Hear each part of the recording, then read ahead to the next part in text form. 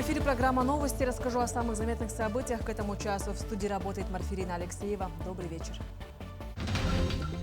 В Усть-Алданском районе стоит задача заготовить сено на 31 тысячу тонн. О ходе заготовок. В Горном Улусе стартовал первый сезон работы 10-дневных оздоровительных лагерей о летней занятости детей. В преддверии национального праздника Эссех в Вилюйске была организована ежегодная масштабная ярмарка. Айсен Николаев провел заседание координационного совещания по обеспечению правопорядка, где обсуждались вопросы безопасности при подготовке к празднику Эссех Олонхо в Кобяйском Улусе. Глава Кобяйского Улуса Иван Левин доложил, что подготовка ведется по утвержденному плану. Для обеспечения безопасности участников и гостей задействованы силы правоохранительных органов и спасательных служб. В местах проведения праздника будут организованы контрольно-пропускные пункты, усилено патрулирование. В селе Кобяй на период мероприятий будет действовать запрет на продажу алкоголя, запланировано усиление качества связи, а на водоемах установлены знаки о запрете купания. В Усть-Алданском районе стоит задача заготовить сено на 31 тысячу тонн. Чтобы справиться с поставленной задачей, выйдут более 700 бригад и 900 единиц техники. Также районное управление сельского хозяйства увеличило план приема сырого молока на 170 тонн. Для этого заготовкой молочных продукций занимаются 3 хозяйства. Также в труднодоступных местах будут работать 25 мобильных бригад. Хозяйства все работают, все вышли на летник. Со следующего месяца уже сенокосы пойдут. Так, еще у нас отборы завершились. Все отборы так, по кормопроизводству, так, по объектам малых мощностей. По объектам малых мощностей в нашем районе, в Усть-Алданском Улусе, в этом году 11 построек будет. Это так, коровники, зерносклады, пекарни. Благотворительный фонд «Дорога к дому» совершил свой первый рабочий визит в Алекминский район, который также стал первым посещением региона в целом. В настоящее время представители организации занимаются изучением деятельности местных социальных учреждений. Подробности далее. Очень интересной стала встреча в реабилитационном центре для несовершеннолетних. Центр стал одним из социальных учреждений, где побывали директор и заместитель благотворительного фонда «Дорога к дому». Все эти годы работаем для того, чтобы дети воспитывались и росли в своей собственной кровной семье, но при этом в безопасных условиях.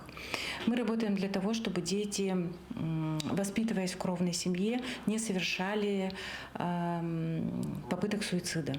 Для того, чтобы они вели такой образ жизни, который был бы для них безопасный и развивающий. 1000 километров между Череповцом и Алекминском, но их в ближайшем будущем могут объединить общие интересы.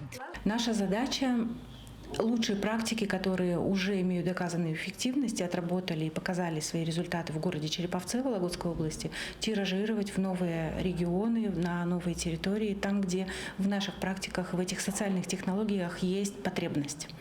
И вот новым нашим регионом присутствия наших социальных технологий и работы фонда «Дорога к дому» становится Республика Саха и Алекминский район. И сегодня мы в этой рабочей командировке приехали для того, чтобы побывать в учреждениях социальной сферы. Первые шаги – это знакомство с уже выстроенной структурой социальных учреждений района и понимание, что необходимо в первую очередь.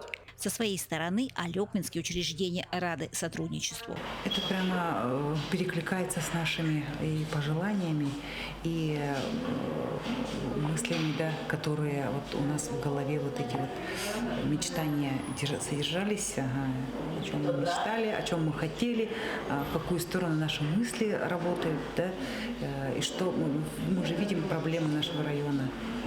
И вот это вот очень сильно перекликается, прямо вот очень понравилось.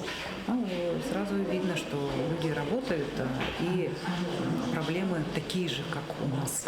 Регион и район с очень трепетным отношением к родству и семейным ценностям, отметили представители фонда. Очень крепкие семейные, наверное, связи.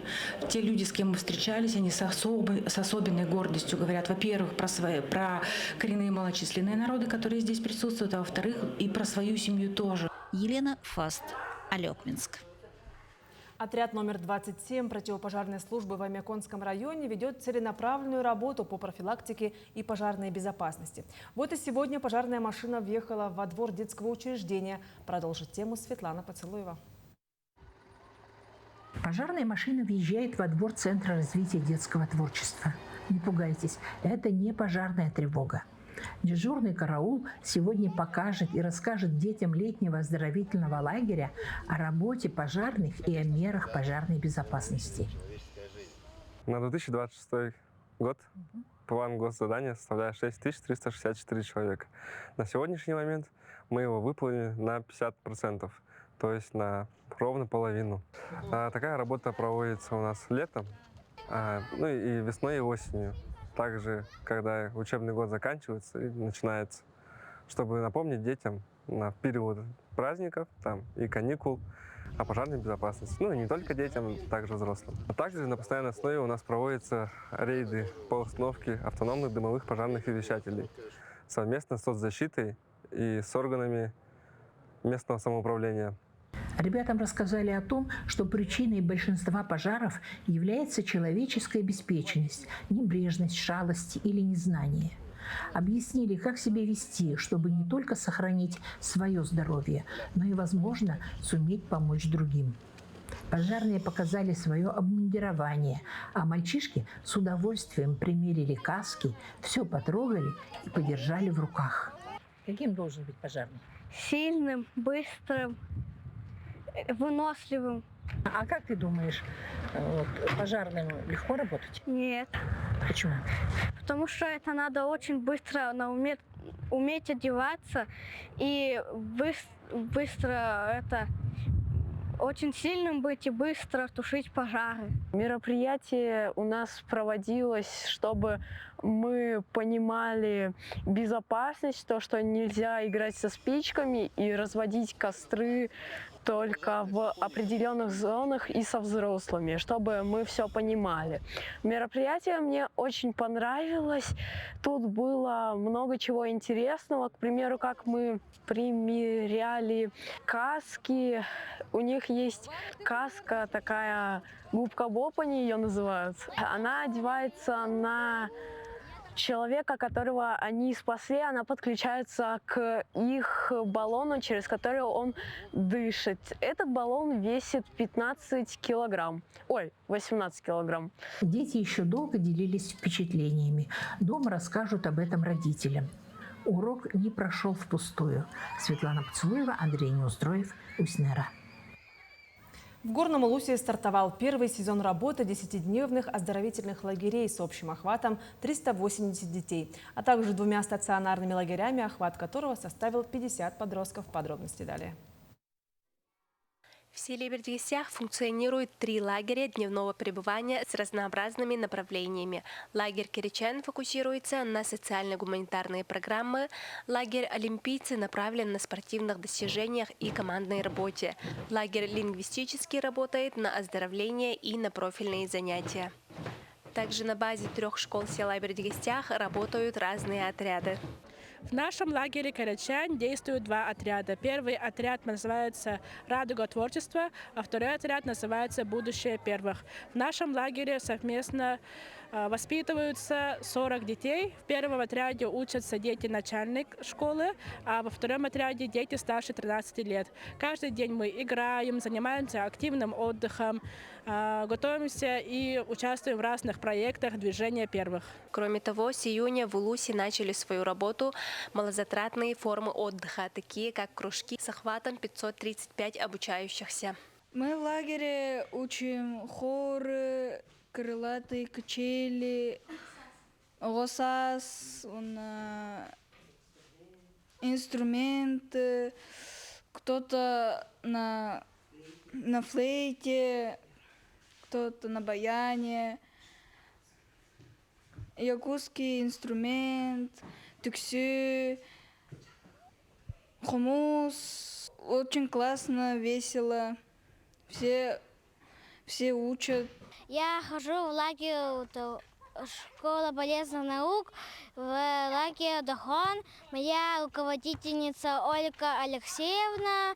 Мне тут в целом нравится. Мы куда-то все время идем, мастерскую музыкальную или смотреть инструменты. Мы обычно идем на улицу гулять водяными пистолетами или старшие играют в волейбол. Эти инициативы направлены на всестороннее развитие детей и подростков, позволяя им активно проводить летнее время и развивать свои таланты. Рассеяна Сивцева, Михаил Мордовской, Михута, Горный Улус.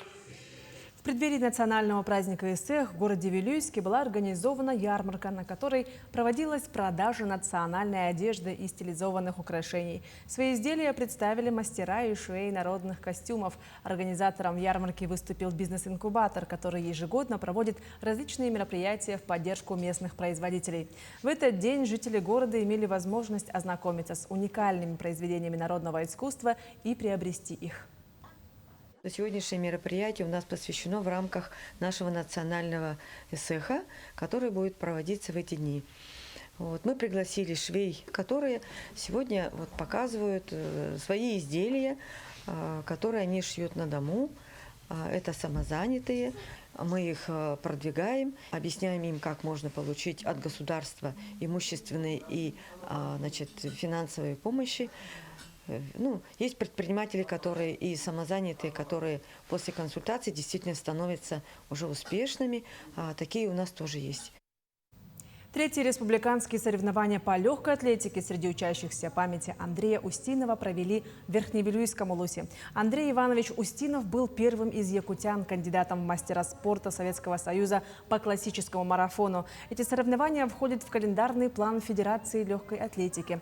Участие приняли более 80 юных спортсменов из 7 улусов. Несмотря на дождь и сильный ветер, ребята выложились в полную силу. Это один из самых эмоциональных видов спорта, который требует много выносливости и тактики.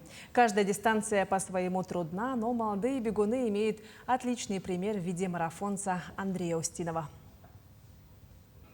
Такими были новости к этому часу. До встречи в дальнейших выпусках.